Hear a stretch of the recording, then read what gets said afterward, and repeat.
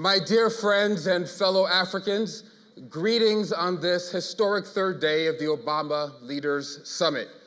My name is Patrick Gaspard, and I have the blessing, the honor to be the Obama-appointed former ambassador to this remarkable Republic of South Africa.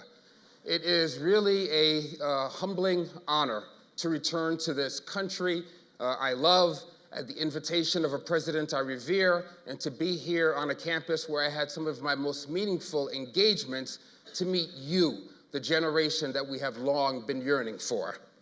You are easily the most powerful generation of Africans who have ever walked the earth, and I'm shaking with anticipation of all that you're going to accomplish. I'm also still shaking from the soul-stirring sounds of the Soweto Gospel Choir last night that took us from the church to the shebeen. And I know that we're all today going to raise a joyful sound together. A number of years ago, I joined President Obama for the convening of his first Young African Leaders Initiative. At that gathering, I heard President Obama tell those young civic leaders, those young entrepreneurs, that they should not be consumed with who they would become and what title and rank they would achieve, but rather that they should be consumed with what they would be able to accomplish and who they would be serving. In that spirit of servant leadership, it's incredible to be here on stage, to be able to welcome and engage with three extraordinary human beings who fully inhabit that principle. President Ellen Johnson Sirleaf,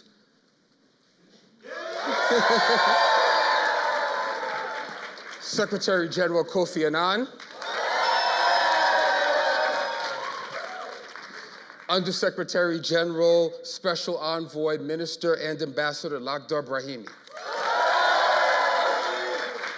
How humbling for all of us to traffic in the stream of living history and to welcome these extraordinary leaders to our community fire, and to be able to have a conversation with them, not just looking back on the past and their remarkable achievements, but looking forward as they pass the baton to this bright, shining generation. So I've been asked to introduce all of them in some detail, and I'll do that, though of course they require absolutely no introduction. But it's fun and wonderful to be able to praise our leaders. Ellen Johnson Sirleaf, of course, led Liberia out of a challenging period in its history. Her journey from political prisoner to president would seem utterly impossible if we were not now in the land of Madiba. That journey took her from Liberia to Harvard and back again to become the first female president of any country on this continent. As president, she took steps to strengthen the rule of law and develop Liberia's economy. And she confronted a public health crisis, the likes of which we had never seen before. And as a consequence of her leadership and with international solidarity, we were able to turn around the Ebola crisis. We're all proud to be with her today. And of course, we acknowledge her as a recipient of the 2011 Nobel Peace Prize for her work standing up the rights of women. Secretary Annan is, of course, the gold standard for international leadership on everything from human rights to non-proliferation to conflict mediation to development, humanitarian assistance, and peacekeeping. He injected a new energy into the United Nations just when that instrument needed it terribly. He retooled it to address the challenges of a new global era. When people think of Kofi Annan, they think of a United Nations that is a force for good, that can successfully mediate conflict, and that can end violence. There's no telling how many lives he saved, as evident by his 2001 Nobel Peace Prize.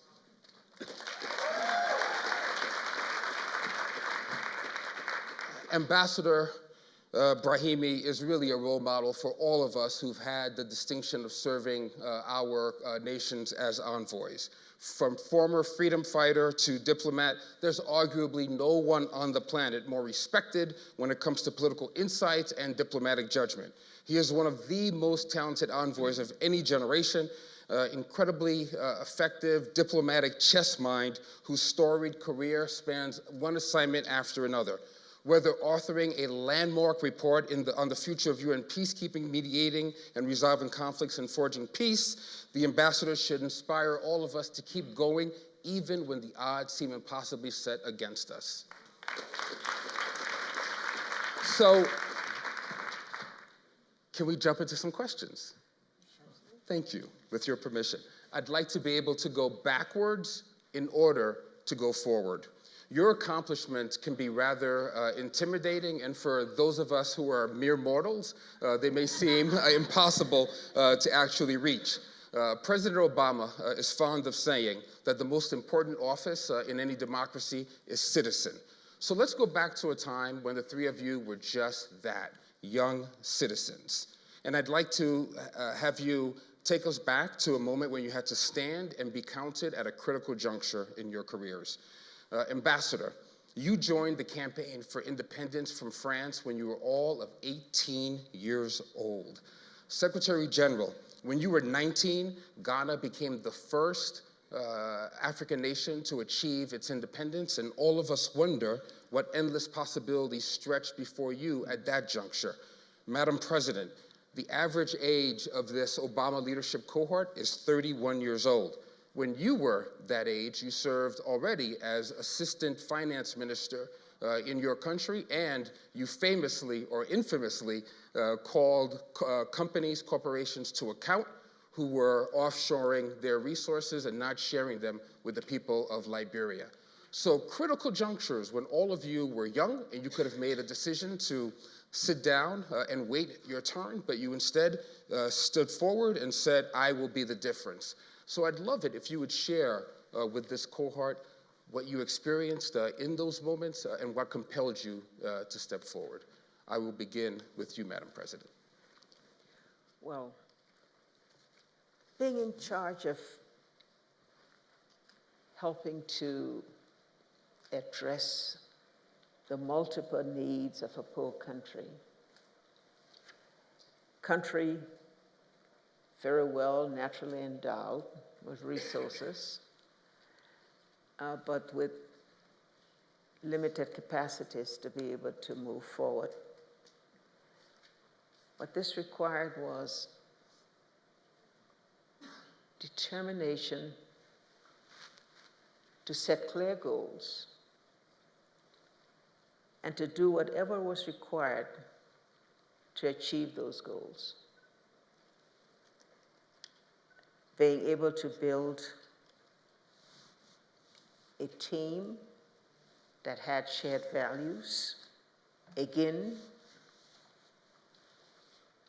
the main focus being achieving those.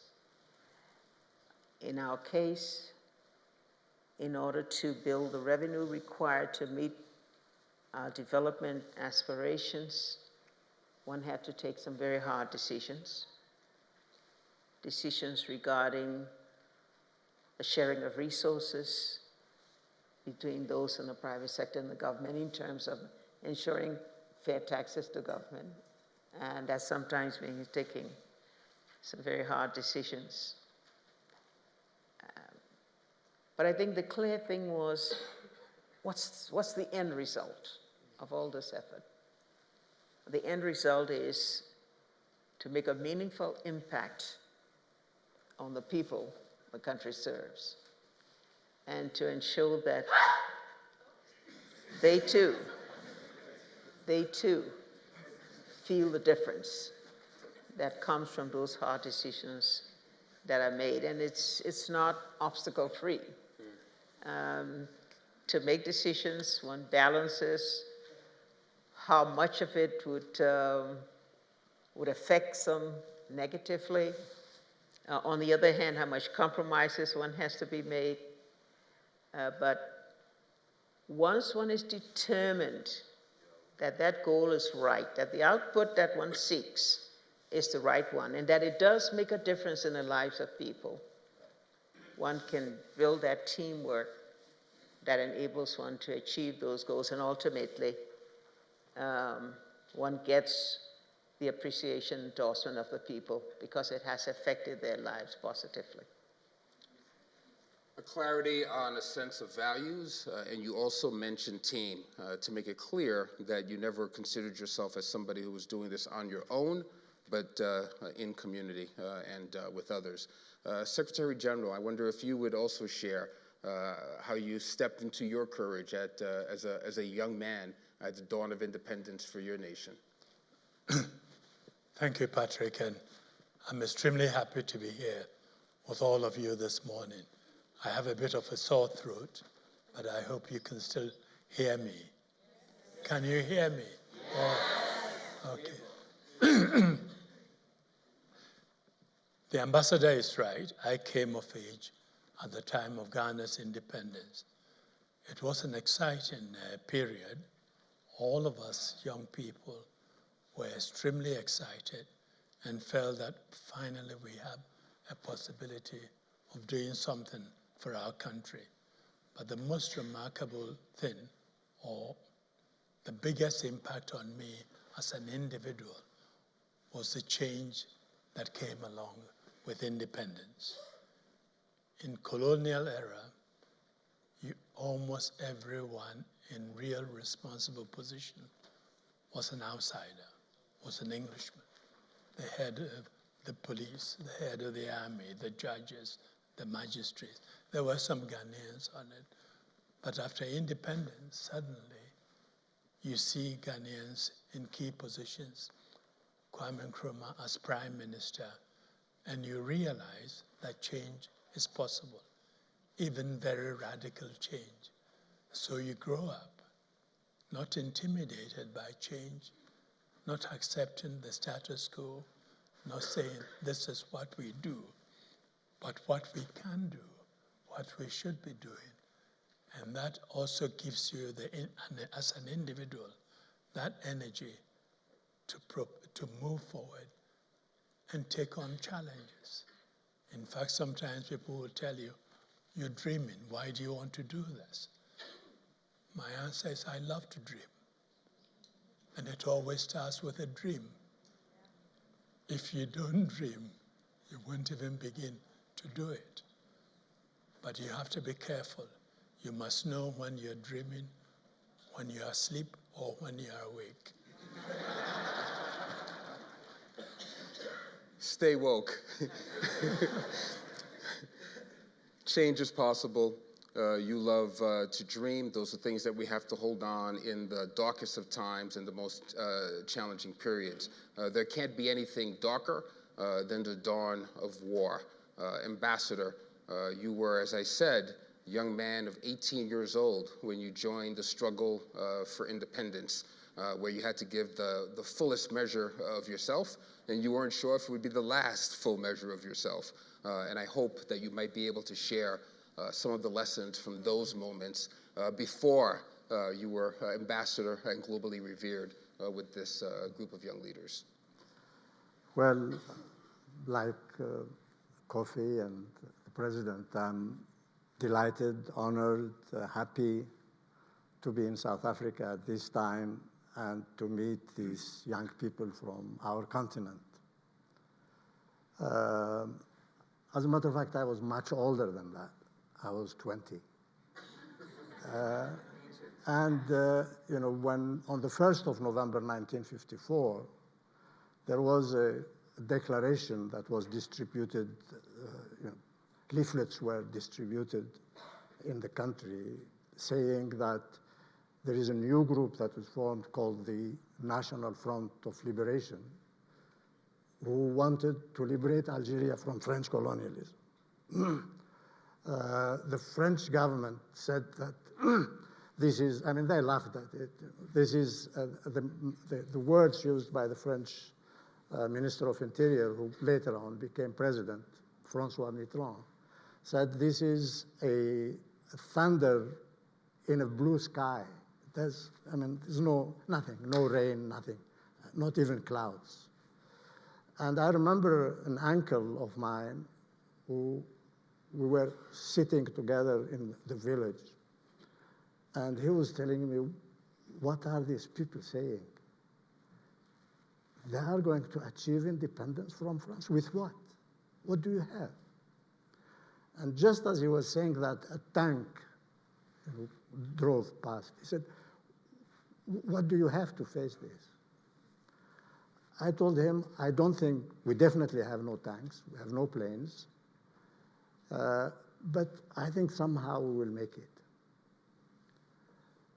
Took 7 years, very, very difficult, very costly.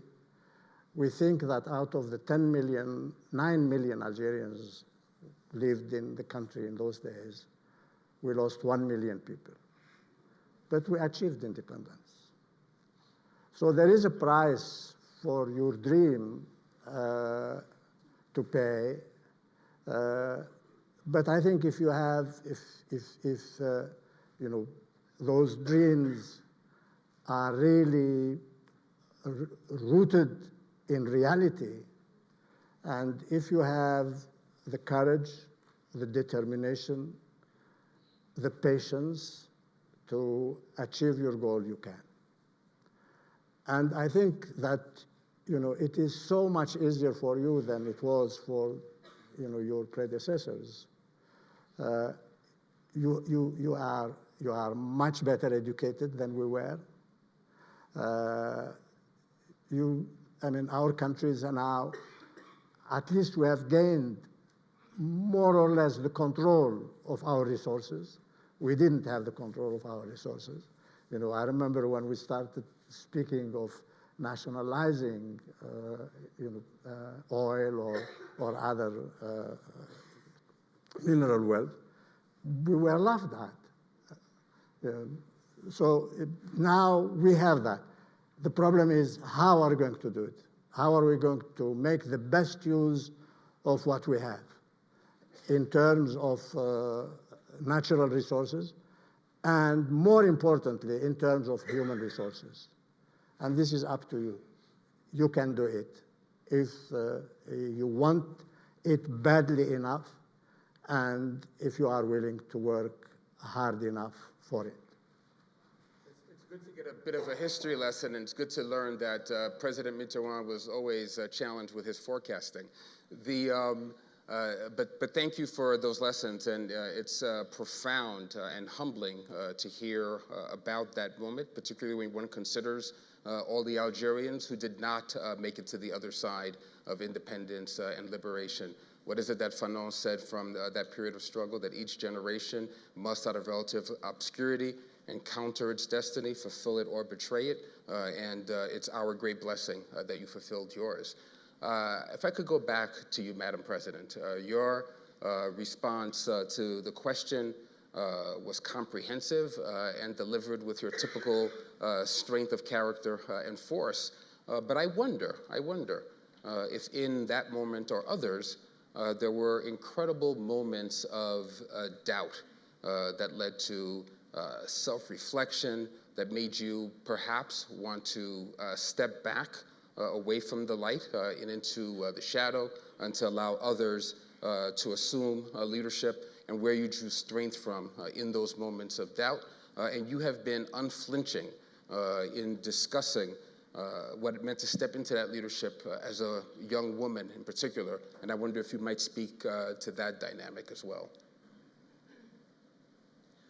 Well, when one is in the process of achieving goals, you're not going to achieve them all as you have envisioned. And so there's always a time if, for example, you're trying to raise revenue when there's a decline in revenue, and you wonder were your decisions the right one? Did you move in the right direction? Could you have done it differently? Are there other alternatives that might have been pursued toward the achievement of goals? One steps back, one gathers a team, one begins to re-examine the methodology that was used to achieve what you want. But at some point, you've got to do what you have to do. You've got to make that decision if you know it's the right one, if you've done the right calculation and the right analysis and the right research, and you believe in it. And you believe that that is the decision to achieve what you want to achieve. And even though there may be downturns, if one begins to back too far away, then you really do not have a strong commitment to what you want to achieve. So at some point, even if there is that downturn, you've got to be determined, you've got to be passionate about what you want to achieve, and to go ahead and make that decision and take the risk, because no achievement is risk-free, obstacle-free.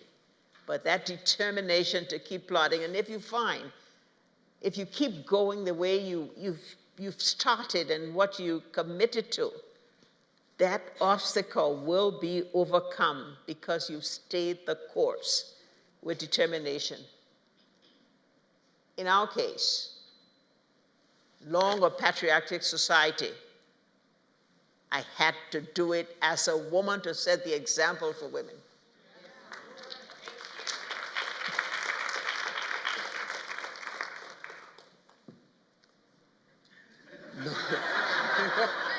I guess that's a drop of mic moment. It's certainly true that no decision is risk-free if you're trying to accomplish your goals. I can well recall when you made the decision, when you were living in places where you had relative security, and you were on career tracks that you could have just sailed through, and you made the decision to return back to Liberia. And some of us said, what on earth is she thinking? Why is she doing that? Because we appreciated exactly what you would have to encounter and face down. And we absolutely revere you for taking those risks and getting to the other side.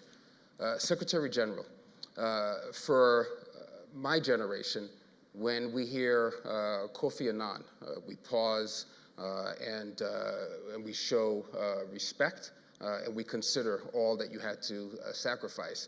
But it's interesting to hear you on stage here talking about when you were 18 years old and looking up to those like Nkrumah. It's clear that there is a trajectory that runs here in the history. But I wonder, given that in many of our cultures, there's a sense that one must revere your elders always and always pause and await your turn.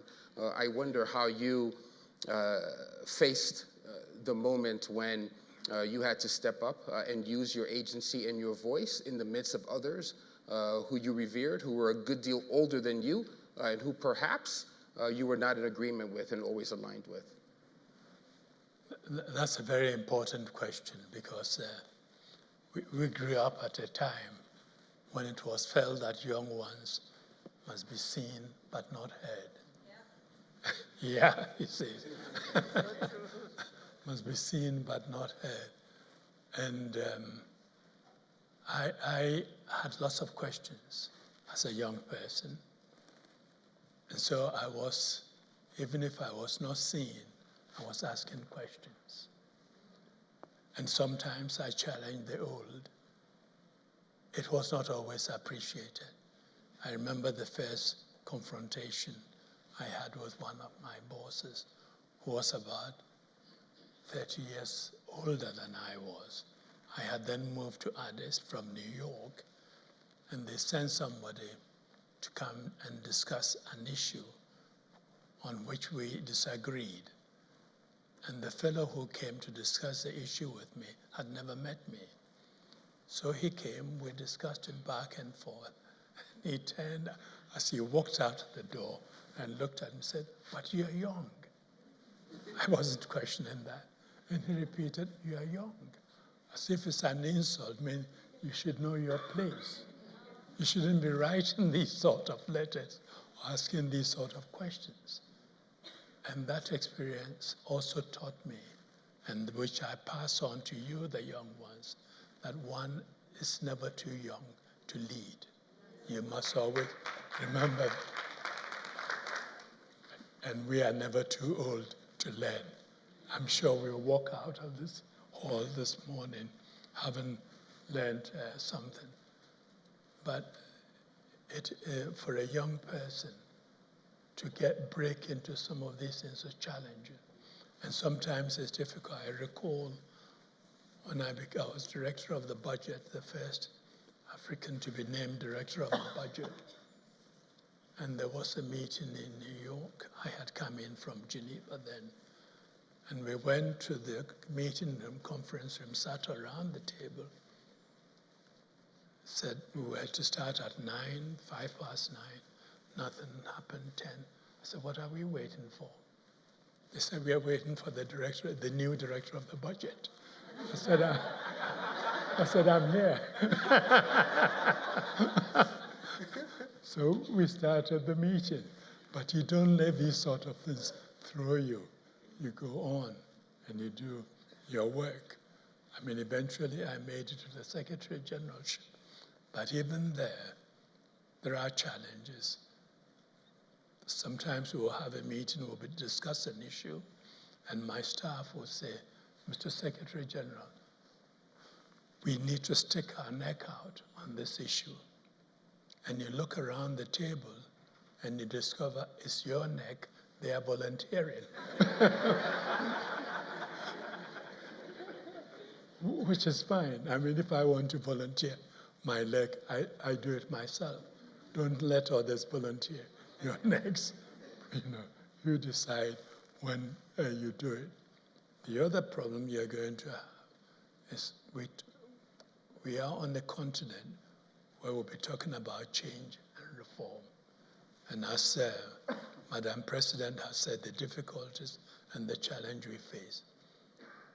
Change is a process. It can take a long time. It's not an event. I recall even at the UN when I started a major reform. Within 6 weeks, somebody wrote a letter to New York Times complaining that the Secretary General has not reformed the UN in 6 weeks flat. That day, I was having lunch with all the members of the Security Council, and I usually start with remarks. I opened my remarks by apologizing for my failure to reform the UN and its agencies in 6 weeks. Sergei Lavrov, the current Russian foreign minister, was then the ambassador in New York, and perhaps the only communist in the room. But he quoted the Bible. He said, Mr. Secretary General, what are you complaining about? You've had more time than God had in creating the world.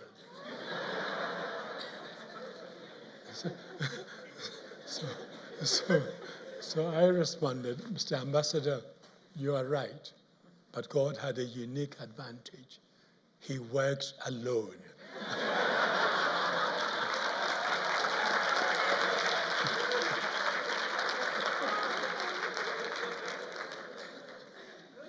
And that's why the theme of your conference, passing the baton, is extremely important. You never get the chance to work alone. There's only one God. You need to work as a team. You need to cooperate with each other. As an athlete in my college days, I learned lessons, including passing the baton, which still sticks with me today. Because passing the baton means that you cooperate, you trust, and you respect the other athletes and the other runners, and that collectively you're going to win. And if you do it well and you don't drop the baton and you train and you respect each other, you make a difference. You do have to respect and trust one another and have a modicum of patience, but what my takeaway from that experience in that meeting as a young man, at 10 minutes past 9 a.m., the Secretary General did not wait for history to happen. He imposed his will on history. Ambassador, if you would, these young people have every opportunity in the world available to them. Every single last one of them will be invited to participate in fellowships, to take on jobs in far-flung places away from their homes. When you were a young person, you found yourself serving early on as a representative of your organization in a culture and a land far from your place of birth. You were in Asia. And I wonder, in those moments, how you held on to your sense of community, your sense of belonging, your sense of identity, And how did you make certain that in every room that you walked into as that young representative, you carried a sense of your people with you?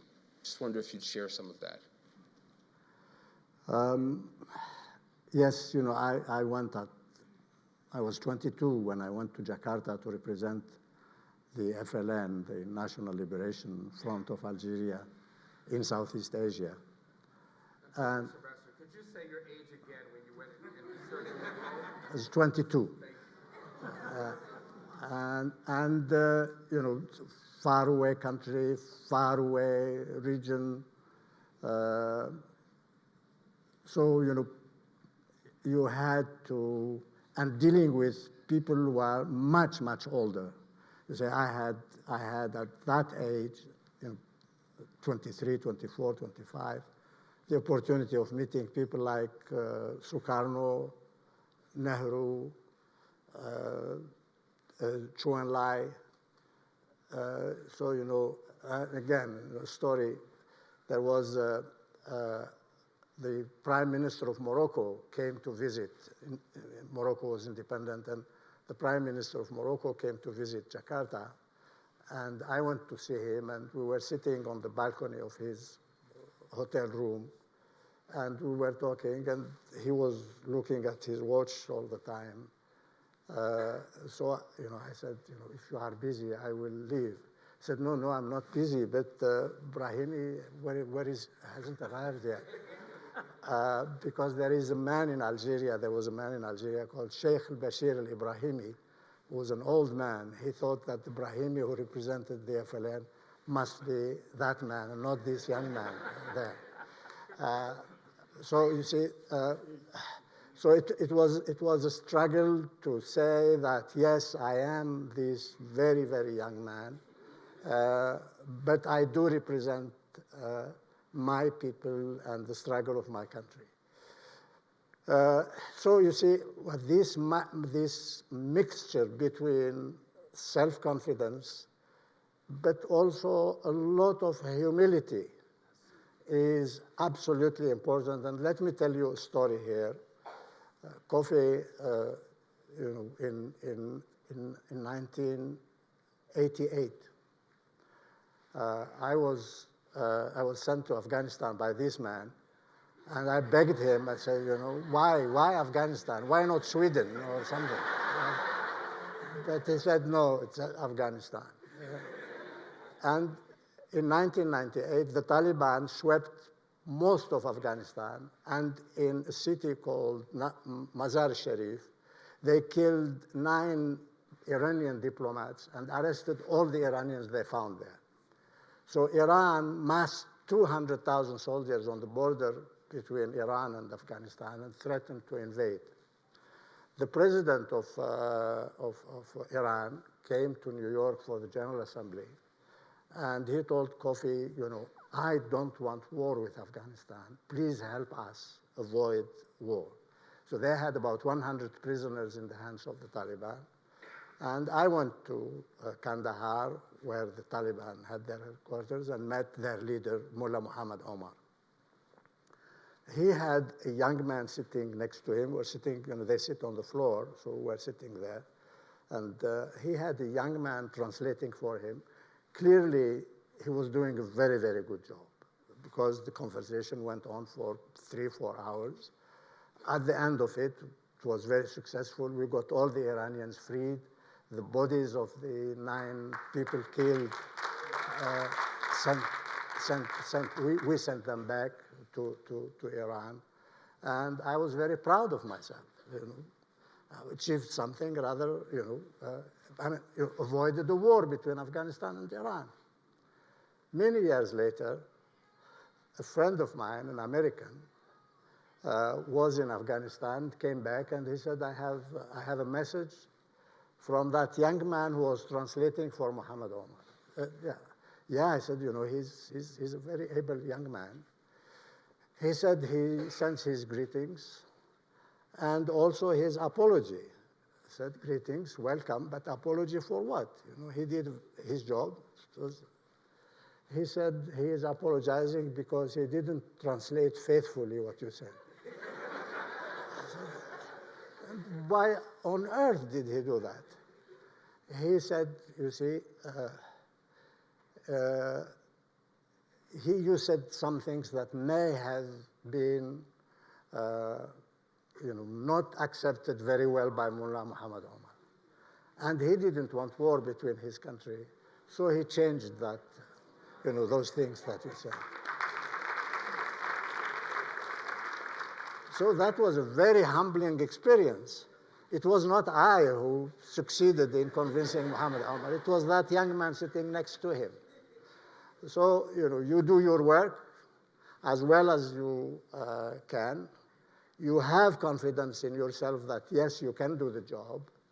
But at the same time, you have got to be humble and you have got to respect others. The Taliban are supposed to be, unsophisticated. They have never been anywhere, and you think that, they don't know anything. They do a lot. They know a lot. The people you deal with know a lot of things, and quite a few things much better than you do.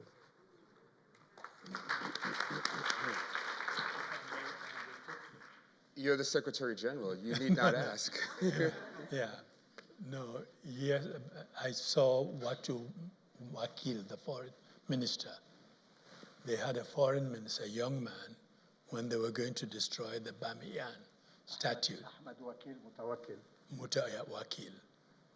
I was in Islamabad and I heard he was there. So I asked him to come and see me. And UNESCO had a representative roaming the region, trying to convince governments to put pressure on the Taliban not to destroy the statue. So I called Watimaki, he came, and I said, I understand your government wants to destroy the statue. You do not do that because it has meaning, it's sacred to a whole group of people in your region. You're going to exacerbate the situation and provoke major reaction. And the international community will squeeze you even further. There'll be sanctions. And so he stopped and he looked at me, sanctions? What do you mean sanctions? I said, well, your bank accounts, your travel, you may not be able to travel to anywhere. No. He said, travel? Where do we want to go? We are happy here. Bank account. For what? What is a bank account? What do I need a bank account? But I'm saying this to you, we sit out and think you punish them by threatening sanctions, imposing sanctions. Here is a foreign minister of the group you are sanctioning who's telling you, what does it mean, travel ban? I'm not going anywhere. What do you mean, banking transfers? I'm not planning to transfer any money. Basically telling you, your threats don't mean anything to me. But sometimes we based all our calculation on that. And that's also something you need to think about.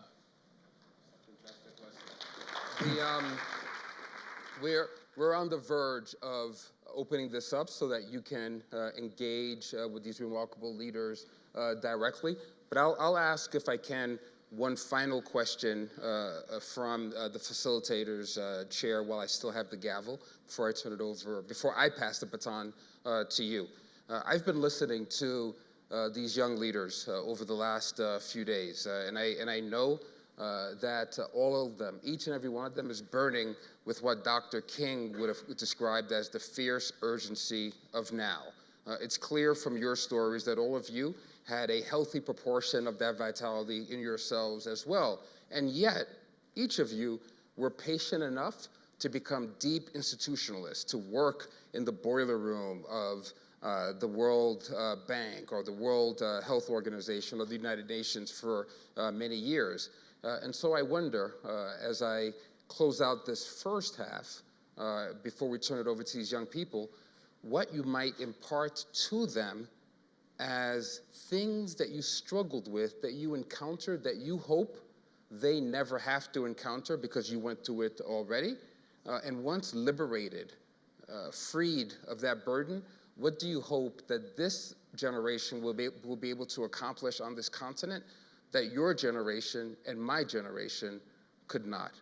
I'll start with you, Madam President. I'll have to go with the terrifying experience of Ebola. When the strange disease hit and nobody knew how to respond, lacking the capacity to respond. People were dying, people were running, people were hiding. What do you do? And every night, when I receive reports of the many corpses that had been taken to burial grounds,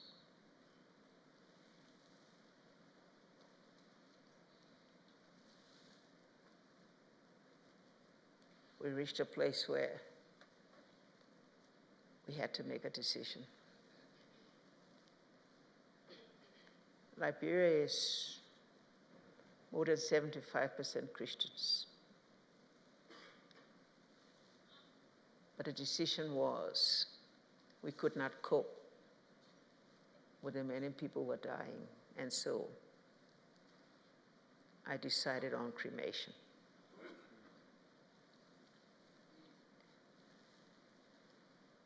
And I got advice all over. You can't do this. We've got to be able to see the remains of our loved ones. We have to have a place to go and be able to memorialize them. But I had to take that decision counter to what I knew would be widespread public rejection, if not public condemnation. But that's how we saved thousands of lives, because the dead also have the capacity to spread the disease. And so one had to give a burial that ensured that there would be no more contamination, even from the dead. So it's the type of decision that all of you as leaders will face one day. It may not be something as disastrous as Ebola, but it may be something that relates to saving lives or ensuring that someone is safe.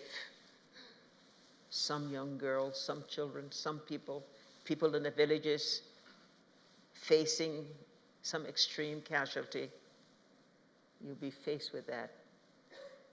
But there comes a time when you have to make a decision, because that decision is in the best interest of your people and your country, as hard as it may be, and as much as it may be unliked. As strong leaders, that's part of the challenge, that when the time comes, you're prepared to make that strong decision because it's the right thing to do.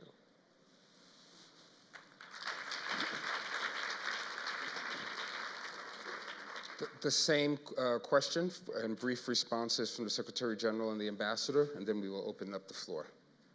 I think it's important as you move forward to also get to know yourselves. You have to develop self-insight and self-awareness to know what you're good at, what you're comfortable with, and to also look around yourself and get to know your society and get to know what can be done, whom you can do it with, and how to do it. If you don't understand that and you try to bring about changes on this difficult continent, you're going to run into difficulties. And I speak from experience. And I think it is extremely important that as you move forward, when you develop that self-insight and self-awareness, it also allows you to relate better to the others. You know what's your problem and what's theirs, and you don't take it on. You walk into a situation and you may be placed in very awkward or embarrassing situation. Sometimes you feel sorry for the individual, saying how ill-bred he is or she is. As a younger person, there may be a tendency to lash out, "Don't you know who I am?" It's irrelevant. The best advantage you have is when the adversary is underestimating you. You use that. Don't be boastful. Don't feel insulted. Carry on. And don't pick unnecessary fights. It's negative energy. It takes time away from you. And get to know the environment and the situation you are in. Identify the key leaders you can work with and try and build your own network. And as Madam President said, when you get into key position, build a team. You cannot do it alone. And putting together a good team to work with you is extremely important. And make sure everyone in your team brings something to the table. Don't appoint them because you like them. Appoint them because they have something to offer. If you appoint them simply because you like them, you're all going to fail in the end. So please, team building is important, and your own sense of your own abilities or humility, as Lakhdar put it, humility is very important. I'll stop here.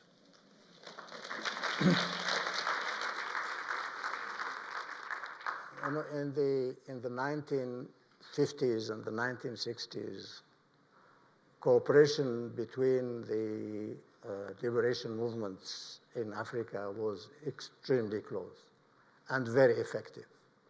Very, very effective. We worked together extremely well. You mentioned Fanon. Fanon was our representative in Ghana. He and our representative in Guinea used to attend the meetings of the governments in Ghana and Guinea because they were Africans who knew a few things, and they were in particular discussing how these two independent countries can help the rest of Africa liberate itself. Now we have the African Union, we have sub-regional organizations, but I think that the cooperation between Africans is not as good as it used to be. And it is great that you are coming from all over the continent. So I hope that you are going to build these networks that Kofi has just mentioned across the continent and revive this cooperation when we are trying to build our continent and our countries in the continent. Cooperation across the continent is absolutely vital. Plenty of things to do, and your imagination and creativity is desperately needed there.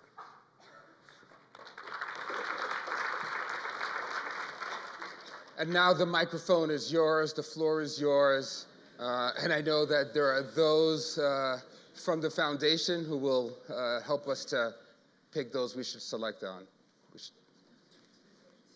I'll go right there. Second row and the aisle. Because I recognize South Africans when I see them. Good morning, everyone. I'm Andrew Gaspard from South Africa. It's a question for the Secretary General. Just reflecting on your own journey, if you were a young man today, so our age, what is the work that you would dedicate your life to today? Thank you. Let's take 3 more questions before we have responses. Let's switch from side to side. I'd like to pick on a young woman on this side, so let's go to that first row in the middle there. Yeah. Hi, this is Yadon from the Gambia. My question is for Madam President. As an individual coming back from the diaspora, what best practice or advice would you give us as we try to come back to contribute to the development of our countries? We'll take 2 more. One from this side towards the back. Let's get someone the last hand I see in the back row. Right there in front of you. Yes, stand up, please. Hi, I'm Kinjan from Ghana with Right to Dream Academy.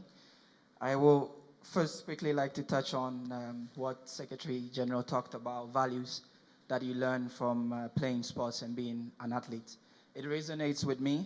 I believe that those values combined with education and mentorship, future African leaders, presidents. My young leader, I will implore you to get to the question Okay, because I see you have a speech before you. Okay, the question is for President Sirleaf.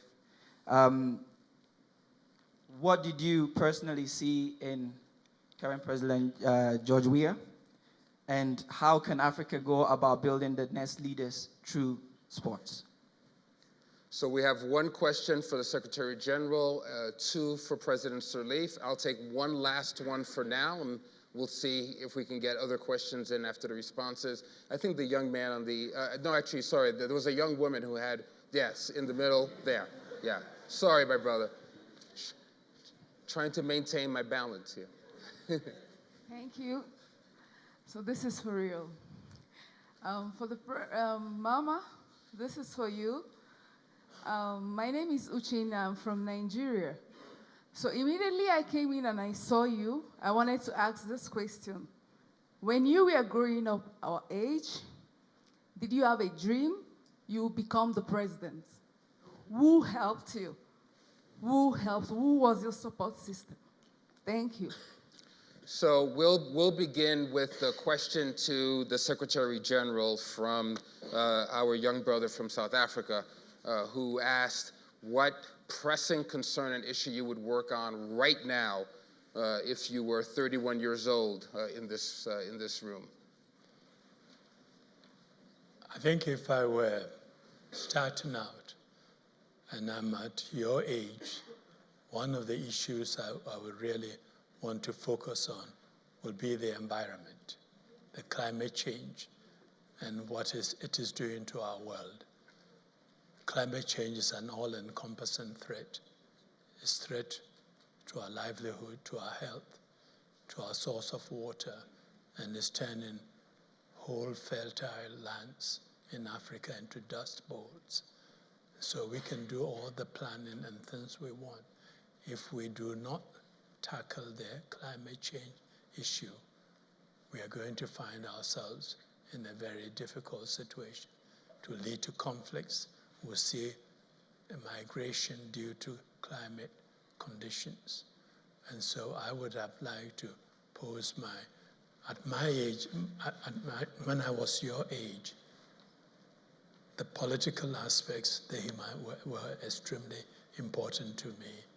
The need to try and help others pushed me into the direction I ended up in. But today, for me, the challenge will be the climate change. And that's what I would like to work on.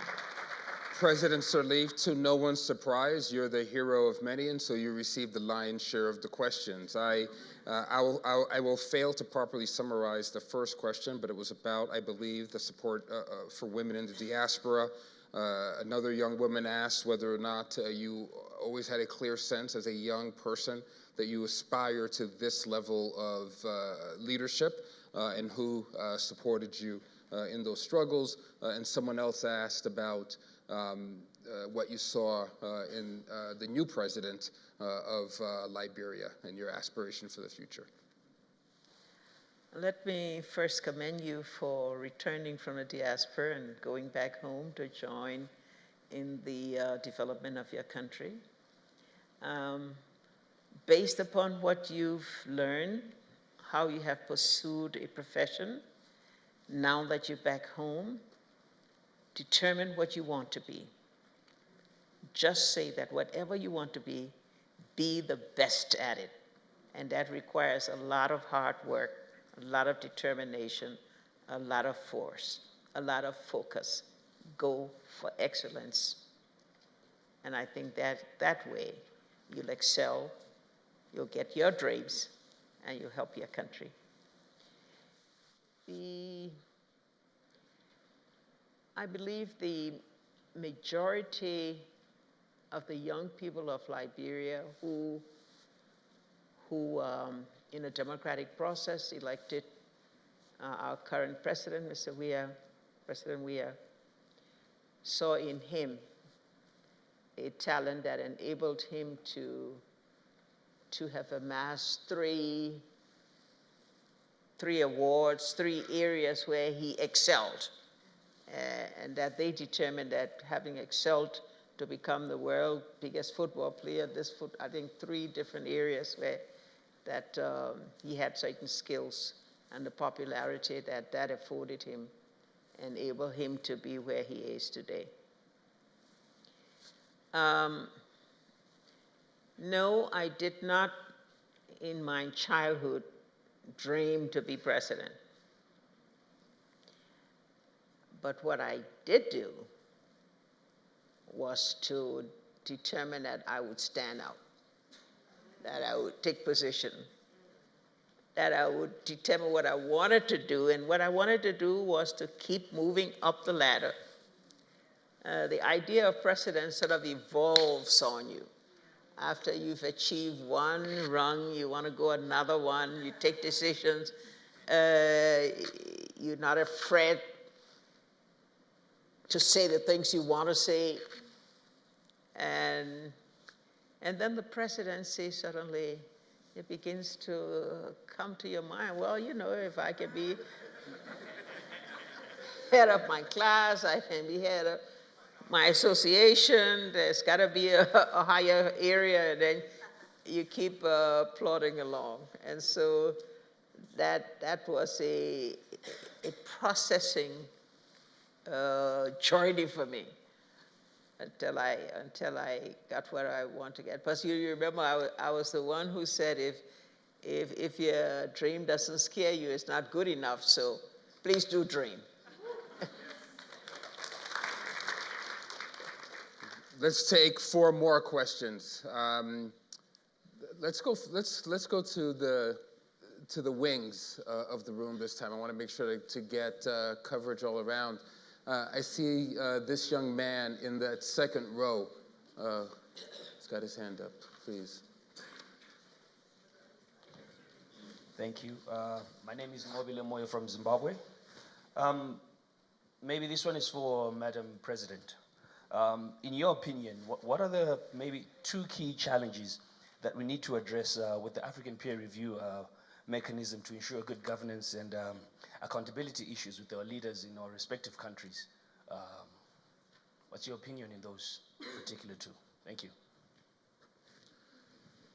This side, I'll go back to right in the aisle there. I see a young woman with her hand up next. Yes, please. Good morning. My name is Nicole Yembra from Nigeria. My question is Secretary General. If you look back at your career, you did really amazing things to promote peace and bring unity all across the world. I want to know, if you go back and looking at your service, if there's anything that you would have done differently or decisions you would have made differently, mainly in Rwanda. We're bringing out the hard, serious questions now. Let's go back to this side. I see right next to you. See a young man in the aisle, right there. Yes, please. In the aisle. Hello, my name is Gamariel from Tanzania, and I would ask this question to Madam President, that we have some African countries which are still in conflict, and this is basically due to political interest. Now, what is the advice that you could give us as youth, that what can we do to make sure that our countries doesn't have these conflicts and we have peace in our countries? And we will take a 4th question before we go back up to our wise panel. I see the very first aisle all the way at the end. Good morning. My name is Paul Shalala. I'm a journalist from Zambia.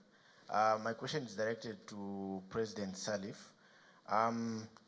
For me, I take very good points from her, especially that we're at a time when men in the continent are changing constitutions in order to stand for the third time. And some of them, even after their term expires, they still stand on. So her being the first woman president elected in Africa, and also democratically and peacefully handing over power to an opposition leader, showed a lot of courage and also good tenets of democracy. I just want to find out from her if at all she has hope that women in this auditorium, as well as others out there in Africa, are going to take over from her and show that democratic side of a woman when they're in office. Thank you. Fire. Okay, so we'll respond to those questions, and then we'll come back and hopefully have time to gather a few more in. So this time, shockingly enough, the majority of the questions were for President Sirleaf again. President Sirleaf, we have 3 questions for you, and one for the Secretary General that I'm going to invite the ambassador to join in on, but I'm going to give both of you a little bit more time to think about the challenging question on Rwanda, or however you might want to respond to the one regret or one mistake. Madam President, there was a question from Zim about 2 key challenges, the Africa peer review, and the question about good governance, what we can do to assure that. There was a question from Tanzania about conflict resolution, and a question from Zambia about term limitations and what we can do to suffuse your example throughout the continent. On APRM, that's a very good secretariat of APRM. It's currently chaired by President of Kenya, President Kenyatta. To improve that, I think we need a greater country effort. The country effort of ensuring that there are regular reviews of the indicators and whether they're being met, what a statistical system enable them to get the proper data to be able to compare how far they've gone in reaching those targets and how they compare with the progress that are made in other countries through the peer review system. So generally, I think stronger peer effort, particularly in countries that are not so well capacitated to be able to continue to monitor what they are doing and whether they're getting meeting the right indexes. Which was the... There was a question about conflict resolution, and a final question for you on term limits. Yes, there are still a few countries in conflict in Africa and elsewhere. But I think a lot of progress has been made to be able to address those conflicts, to mediate, to start the process of attacking the root causes of conflict, like poverty, through stronger economies, through better development agenda, through progress, through the spreading of democracy. And so I'm optimistic that, yeah, today this is a new global world anyway, and the nature of conflicts is shifting, that we all need to understand them a little bit more. The Secretary General is more equipped to deal with that issue, but I can say that from an African standpoint that we've come a long way in addressing those conflicts, and is being spearheaded by young leaders like you. The demand for accountability, the demand for democracy, the demand for transparency, all of that I think are having a great effect in trying to ensure that we have open societies in which democracy can prevail. If there's any suggestion I have for you, it will only be tone down the Facebook.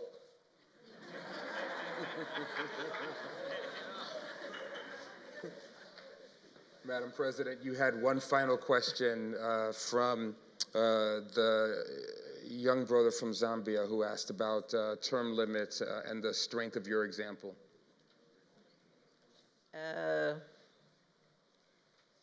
I believe where constitutions dictate what the term of political office should be, those who take the oath of office to respect those laws have an obligation to respect them. And in our case, in my case, again, as the first democratically elected woman, I had to set the example of what women believe, what women aspire to, and what women can do. It's not that I didn't want to continue being president, but there was a higher calling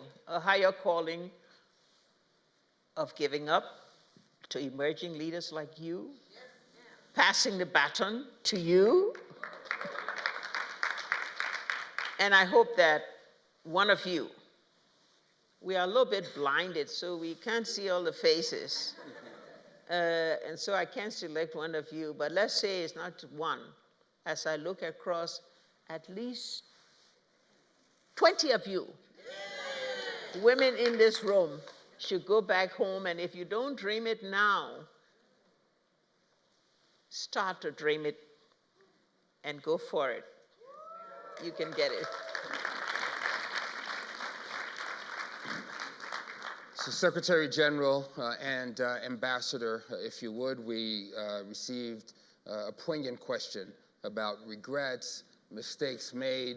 The context of Rwanda was raised, but both of you, I'm certain, have countless examples from your diplomatic careers. First of all, if you cannot handle the number of crises and topics we handle and not make mistakes and not have regrets. So there are lots of mistakes and lots of regrets, but there were also positive things. And even where things didn't go as well as one thought, you learn. You learn there are lessons to be drawn. You raised in particular the issue of Rwanda in my role as Secretary General. First of all, I think it is often misunderstood that I was not the Secretary General at the time of Rwanda. I was head of the peacekeeping operation. And even the Secretary General cannot act alone without the support of the Council and the member states. On the case of Rwanda, I think I will take a bit more time to give it context, because we often talk of Rwanda without the context. If you look at what was happening in East Africa, the United States has sent in 32,000 troops to Somalia to help deal with the humanitarian situation. That decision was taken by President George W. Bush, the senior. They went in determined to ensure that starving Somalis got the food needed. The food was there in the warehouses, but it wasn't getting to the population because of the militia. So they sent in troops to help. So there were American troops, European troops, well-equipped troops. And then, of course, they went after Adid, one of the Somali warlords. And then these people turned back and shot down the US plane when they talk about Black Hawk Down, and dragged the bodies of the soldiers through the streets of Mogadishu. The Americans decided, by then there had been a change, and Clinton had taken over, that we are leaving Somalia. When the Americans, with the largest contingent and the best equipped units, left Somalia, all the other countries followed. It was about the same time that Rwanda began falling apart. And at that time, there had been a peace agreement between the Hutus and Tutsis, and the UN has sent in a small force to help implement that agreement. So in a way, when you look at it in that context, we were telling governments who were pulling their troops to safety to go to Rwanda almost at the same time. The US government, for example, took the decision they were not going to go in. And in fact, President Clinton later on was in Kigali to apologize, said it was one of the most difficult decisions that he took. I, as head of peacekeeping operations, called many governments for troops, and nobody will give us troops. The UN doesn't have troops. This is the way we function. It is when the crisis has broken that we approach individual governments to loan us troops for an operation. On the average, it takes 3 to 6 months to send in the troops. But when the governments don't give you their troops because they want to protect them, there's nothing the Secretary General can do. In the Rwandan situation, our force commander there, Romeo Dallaire, Canadian, Romeo said, if I had had 5,000 troops, I could probably have stopped the massacre. But he was talking of the city of Kigali. I don't think he had an idea, anybody had an idea at that time, how pervasive the planning was. It was a national effort to eliminate. And so it was taking place all over. And we had 2,500 troops. 2,500 troops in that contest was a drop in the bucket. 5,000 would have been a drop in the bucket. And the governments were not willing to give you the troops anyway.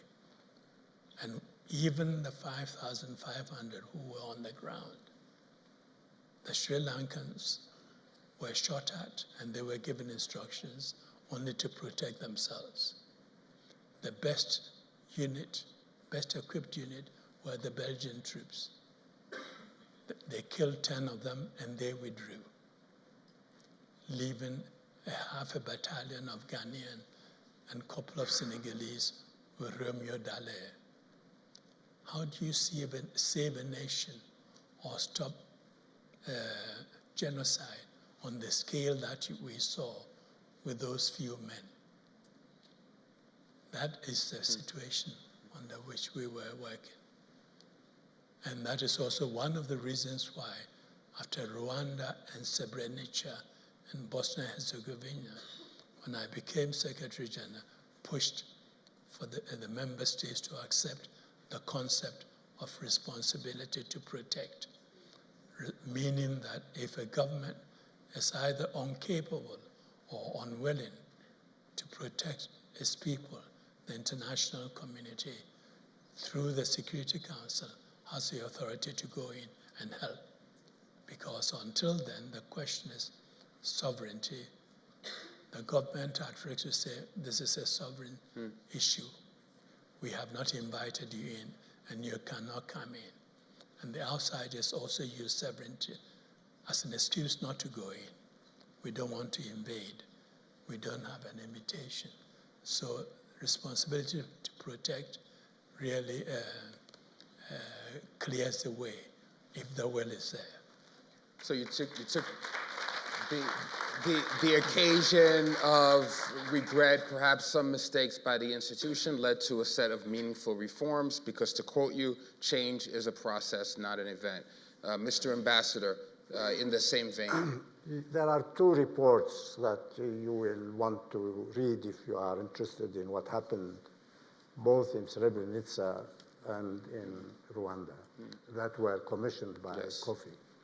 The reports on Rwanda and you may also take a look at the report that he also commissioned, that the commission I shared, to draw the lessons from what has happened and to see how peacekeeping can be done better. Kofi used to say and continues to say that you cannot want peace more than the people concerned. They have to want peace. In the late 1990s, Algeria and the United States mediated together between Eritrea and Ethiopia and managed to get an agreement between the two countries. The war stopped, but nothing has happened. The war stopped, but no relations between the two countries. Tension continued until a few weeks ago, when the people of Ethiopia and Eritrea decided that, enough. And you see how things are moving, and I hope that they will continue to move in the right direction, and the relations between Ethiopia and Eritrea are going to become friendly. The people themselves have got to summon the will to make peace, and then the United Nations or anybody else can help. But if that will is not there, it's extremely difficult. Fantastic response. So there are many hands that are up, but we're at the end of our time for this conversation. But I hope to be able to end on a bit of an up note here.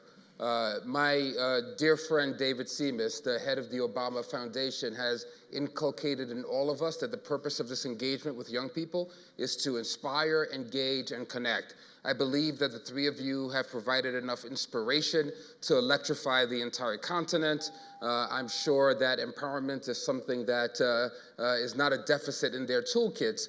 But on this question of connect, I hope that we can just end briefly with each of the three of you reflecting on the power of networks and giving a sense to these young people of how they can sustain the connection they've made here.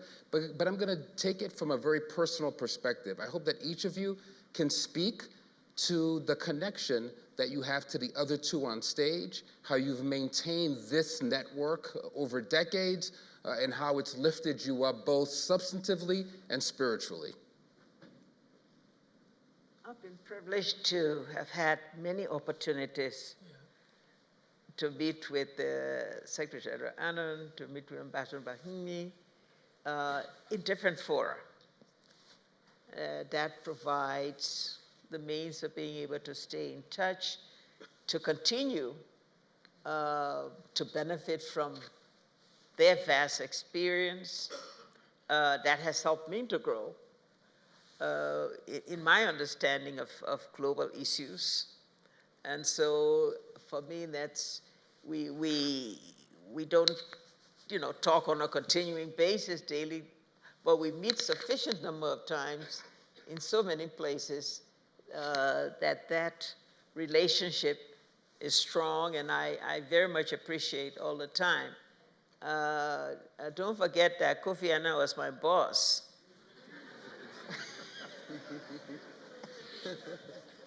And so I have to continue to show him that amount of respect.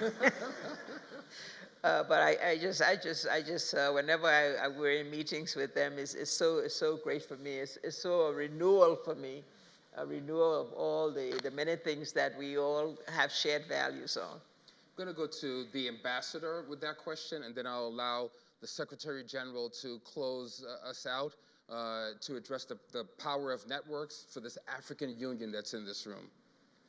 Well, as I had also Kofi as a boss, and as I told you a minute ago, he sent me to all the wrong places, never to the nice places.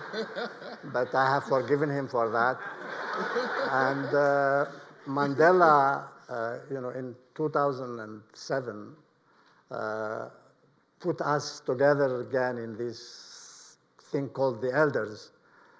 So we think that we are the elders of the global village, just as the elders in the various villages in Africa are the elders of that village.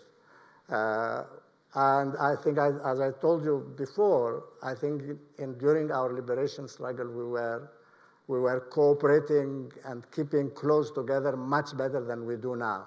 And we count on you to make it better, to make Africans work much better together than they do now. And look at the ASEAN in Southeast Asia. Look how well they are working together, although there was no bond between them before. And I think that's a very good example to follow. and we are counting on you to do better than we did after independence. Sir. No, I think relationship and networking is important. You're seeing today on your television almost every day a debate on how best to get things done, whether it should be transactional, as if you're selling or buying a house, or it should be a relationship. Don't get into the short-term quick fixing. Relationships are very important. And network, if you have a relationship with someone and you start working on a problem that you can't solve today, when you meet tomorrow, you can begin where you left off. If there's no relationship, you're always starting from afresh. So build and retain that relationship and network. And it does take effort to stay in touch with people, to find out what they are doing, tell them what you're doing, share with them what you can do together, and really move forward together. Because as we've discussed, you cannot do it alone. Only one God had that advantage. So you have to build these relationships and networks. It helps all of us.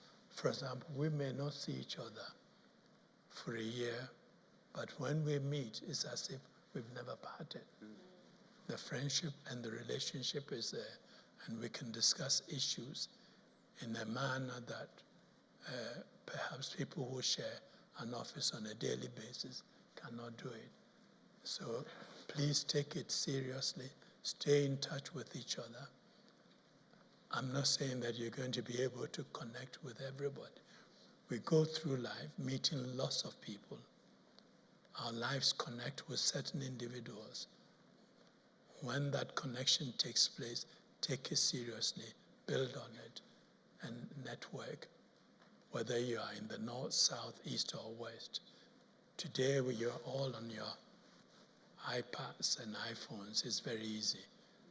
It wasn't that easy for us, but we managed. It should be very easy for you. I am because you are. Can we get an ovation for these elders?